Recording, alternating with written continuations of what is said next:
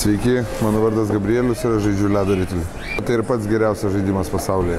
Visi pasaulio žaidimai galų gale susideda į vieną ir tai yra ledo ritulys. Vasarą mes su Girvydu atvažiuosime į vasaros stovyklą, kurioje bandysime padiskutuoti su visais ten esančiais apie subkultūros, kitoniškumą, bendravimą, žmogiškai supratimą, gerumą. Mes apie juos per daug mažai žinom arba galvojam, kad žinom labai daug, tuo pačiu metu žinodami labai mažai. Mes atvažiuosim patys savo sužinoti daugiau, kaip viskas yra iš tikrųjų. Tai kaipgi visgi jūs ir mes gyvenam.